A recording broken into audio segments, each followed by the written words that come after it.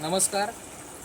गेल्या 2 ते 3 दिवसांपासून समाज माध्यमांवरती एक रील प्रचंड वेगाने व्हायरल होती आहे. पुण्यातील नऱ्या भागातील एका पोलीस चौकीमध्ये असं सांगण्यात येत होतं, दाखवण्यात येत होतं की एक पोलीस अधिकारी, महिला पोलीस अधिकारी आणि एक सिव्हिल, एक नागरिक महिला ज्या आहेत त्यांच्यामध्ये शाब्दिक वादयुद्ध चालू होतं आणि एकूण प्रसंगाचं खूप मोठ्या प्रमाणावरती बेजबाबदार नागरिक, मद्यपी नागरिक असं करून खूप मोठ्या प्रमाणामध्ये त्याचं स्तोभ हे गेल्या 2-3 दिवस इंटरनेटवर माजले.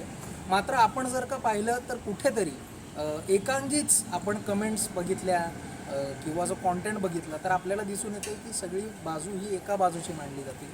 मात्र आपण त्या एकूण घटनेची दुसरी बाजू जी आहे, नेमकं काय घडलं ज्याच्यामुळे शाब्दिक भांडणं झाली किंवा जी काय वादावादी आहे ती झाली, काय त्या महिलेची मजबुरी असेल, काय कारणं असतील आणि या एकूण मीडिया ट्रायलमुळं काय त्यांना त्रास सहन करावा लागला, काय किंमत त्यांना या सगळ्या गोष्टींमध्ये चुकवावी लागली, आपण जाणून घेण्यासाठी शीतल मॅम आपल्यासोबत आहे. ताई, काय झालं होतं त्या रात्री ज्याच्यामुळे इतका वाद? त्या रात्री सिनियर पोलीस अधिकाऱ्यांनी तक्रार घेण्यास सांगितले होते महिला अधिकाऱ्यांना. तर मी आदल्या दिवशी महिला अधिकाऱ्यांकडे गेले होते. महिला अधिकाऱ्यांना मी विचारलं की ह्याच्यावरती आपल्याला तक्रार दाखल करता येईल का. तर महिला अधिकाऱ्यांनी सांगितलं मला तुम्ही सायबरवाल्यांकडे जा, इथे हा गुन्हा दाखल होत नाही. मग मी त्यांचा एक म्हणजे व्हिडिओ घेतला की तुम्ही मला सांगा की हा व्हिडिओ तुम्हाला तक्रार दाखल करून घेता येणार नाही. सो त्यांनी सांगितलं की आम्हाला तक्रार दाखल करून घ्यायची, म्हणजे आम्ही तक्रार दाखल करून घेत नाही, तुम्ही सायबरवाल्यांकडे जा. सायबरवाल्यांकडं गेल्यानंतर साहेबांनी मला सांगितलं, म्हणजे त्या दिवशी नाही सांगितलं ॲक्च्युअल, त्या दिवशी माझी NC दाखल करून घेतली होती आणि उशीर पण खूप झाला होता आणि तिथे मी पण त्या मनस्थितीत नव्हते की मी त्यांच्याशी योग्य पद्धतीने बोलेल. सो मग मी दुसऱ्या दिवशी संध्याकाळी 6 वाजता मी न्हरे पोलीस स्टेशनला आल्यानंतर साहेबांनी योग्य ती पडताळणी केली आणि महिला पोलीस अधिकाऱ्यांना सांगितले की तुम्ही ह्यांची कंप्लेंट रजिस्टर करून घ्या. तर त्या येणार होत्या 9 वाजता. आता अधिकाऱ्यांनी सांगितल्यानंतर मला असं वाटलं की आपली तक्रार योग्य त्या पद्धतीने घेतली जाईल. सो मी जेव्हा तक्रार दाखल करायला गेले तर माझ्यासोबत त्यांनी मला सांगितलं की मॅडम तुम्ही जर असं लांब बसा. हा त्यांचा पहिलाच हे होता. पुढची थोडीशी मी टेबलच्या जवळ घेतली होती आणि त्यांच्यात आणि माझ्यात किती डिस्टन्स होता तुम्ही बघितलं. सो त्या छोट्याशा एका शब्दाने मॅम खूप विकोपाला गेल्या आणि त्यांनी जेव्हा मला बोलायला सुरुवात केली सो मग माझा पण तो राग विकोपाला गेला की मॅडम मी इथे फक्त तक्रार नोंदणीसाठी आली आहे. आणि हीच गोष्ट मी पहाटे सकाळी 4 वाजेपर्यंत त्यांना सांगत होते की मॅडम मी फक्त तक्रार दाखल करण्यासाठी आलेली आहे, तुम्ही माझी तक्रार दाखल करून घ्या. एक महिला पोलीस कर्मचारी आणि दुसरे त्यांचे अजून एक जेंट्स कर्मचारी आहेत, त्यांनीही त्या दोघांनी मला ठीक आहे त्यांनी मला मेडिकलला घेऊन गेले, पण तो मेडिकलला घेऊन जाण्या इतपतचा विषय नव्हता आणि ते मी त्यांना सांगितलंही की माझ्याकडनं एक चूक झालेली आहे, पण मी फक्त तक्रार दाखल करण्यासाठी आली होती. मग त्या शाब्दिक ह्याच्यामध्ये खूप तो विकोपाला गेला आणि सकाळी 4:30 वाजेपर्यंतही माझ्यावर ही तक्रार झाली. पण सकाळी 4:30 वाजता सुद्धा त्या महिला अधिकारीने माझी तक्रार नोंदणी करून घेतली नाही. आज शेटे साहेबांना मी आज खूप धन्यवाद बोलते की आज त्यांनी मला स्वतःहून कॉल केला, बोलवलं आणि त्यांनी आज माझी NC दाखल करून घेतलेली आहे. तर सो हा सगळा प्रकार म्हणजे एका तक्रार दाखल करण्यावरून सुरू झालेला विषय शाब्दिक बाचाबाची झाली आणि तो झाला, पण दिस इज नाव सॉर्टेड.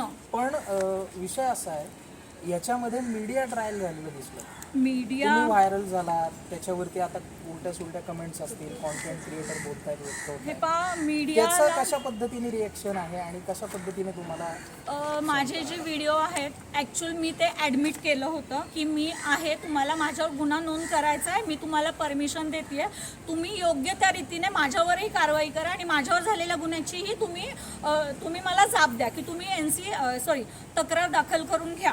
सो ती तक्रार तिथे झालीच नाही. पण मी आज 2 दिवस झाले माझी फॅमिली आणि मी त्या सोशल मीडियाच्या कमेंट्सवरनं इतकी हॅरॅस्ड झालेली आहे की मी सांगू शकत नाही. मी आज एकच गोष्टीला खुश आहे की साहेबांनी माझी योग्य त्या रीतीने तक्रार दाखल करून घेतली आणि त्यांनी मला शब्द दिला आहे की मॅडम आम्ही लवकरात लवकर ह्या गुन्ह्यावर कारवाई करू.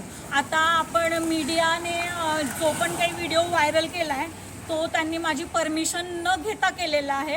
ॲक्च्युअली मी त्यांच्याकडे जाब विचारायलाही गेले होते, तुम्ही बघितलं असेल माझ्या इंस्टाग्राम अकाउंटला की मी त्यांना विचारलंसुद्धा आहे तुम्ही हा व्हिडिओ जो पोस्ट केला आहे हा कुणाच्या सांगण्याने केला आहे, तो योग्य व्हिडिओ नाही आहे, तुम्ही तो व्हिडिओ डिलीट करा.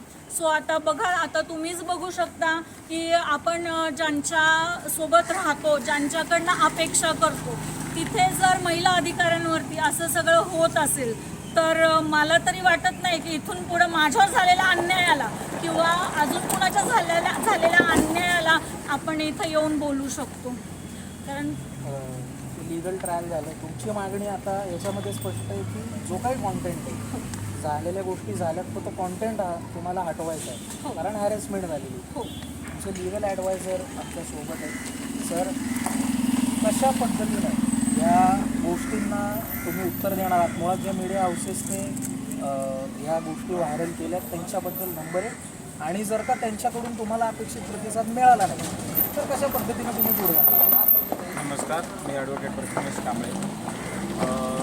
पहिली तर गोष्ट, मीडिया ही डेमोक्रेसीची पिलर असते आणि जर डेमोक्रेसीचं पिलरच जर असं चुकीच्या पद्धतीने जर काम करत असेल तर त्या नागरिकांना, त्या देशाच्या नागरिकांना सुरक्षितता अजिबात वाटणार नाही.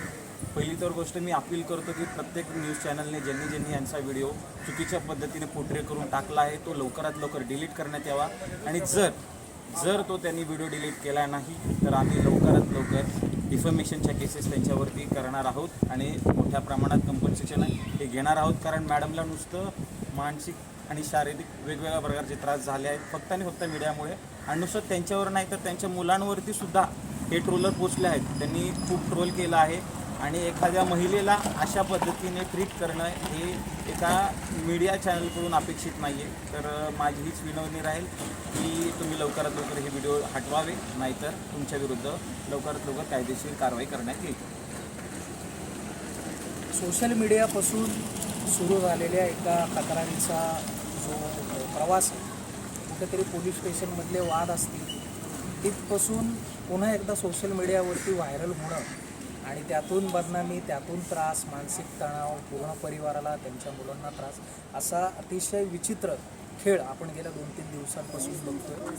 मला वाटतं कुठेतरी सोशल मीडिया वापरत असताना फक्त पत्रकार नाही, जे इंडिव्हिज्युअल कॉन्टेंट क्रिएटर असतील त्यांनीसुद्धा कुठेतरी या गोष्टीचा विचार केला पाहिजे की आपल्या काही काळाच्या काही नंबर्स, जे आपण ज्याला व्ह्यूज म्हणा, लाईक्स म्हणा, फॉलोअर्स म्हणा, त्या सगळ्यांच्या नादामध्ये कुठेतरी कोणाचं घर आपल्यामुळे उद्ध्वस्त होत नाही आहे ना, कोणाच्या पोटावर आपल्यामुळे पाय पडत नाही आहे ना, कोण आपल्यामुळे मानसिक ओझ्याखाली जात नाही आहे ना, त्याचा कुठेतरी जबाबदारीनं विचार आपल्या फक्त मीडिया हाऊसेसनी नाही तर सगळ्या कॉन्टेंट क्रिएटर्सनी, डिजिटल युगात वावरणाऱ्या प्रत्येक युजरनं करणं हा गरजेचं आहे, नव्हे अत्यावश्यक आहे. हे या प्रकरणाच्या निमित्ताने आपल्याला दिसतं. त्या एकूण गोष्टींबद्दल तुमची काय मतं असतील, काय प्रतिक्रिया असतील, मीडियाच्या वापराबाबत तुमचं काय म्हणणं आहे, आपल्या कमेंट सेक्शनमध्ये नक्की सांगा.